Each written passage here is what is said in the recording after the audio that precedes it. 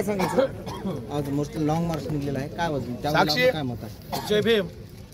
ज्यांच्या घरातला करता धरता पुरुष गेल्याच्या नंतर संपूर्ण कुटुंबाला सावरायची वेळ आलेली असताना या कुटुंबाला आज रस्त्यावर यावं लागतं, हे अत्यंत दुर्दैवी आणि खेदजनक आहे, दुःखद आहे।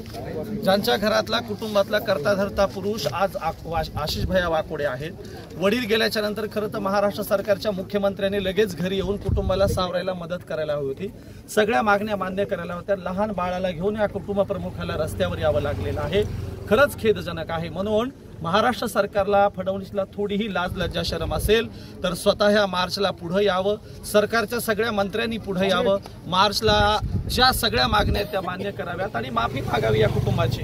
कारण ज्यांच्या घरातल्या माणसाने आयुष्य घालवलं लढ्यासाठी, त्यांच्याही घरातल्या सगळ्यांच्याच पाचवीला पुन्हा हा संघर्ष पुजलाय, त्यांच्या घरातल्या सगळ्यांनाच पुन्हा रस्त्यावर यावं लागलंय, खरं तर सरकारला लाज वाटायला पाहिजे। म्हणून मी यांच्या वतीनं महाराष्ट्र सरकारला आवाहन करतो की सगळ्या मंत्र्यांनी, मुख्यमंत्र्यांनी लॉंग मार्चला मुंबईकडून अगोदर आडवं यावं, सगळ्यांची माफी मागावी आणि सगळ्या मागण्या मान्य कराव्यात। धन्यवाद। जय भीम। सर, कम्युनिस्ट पक्षाच्या वतीने युवा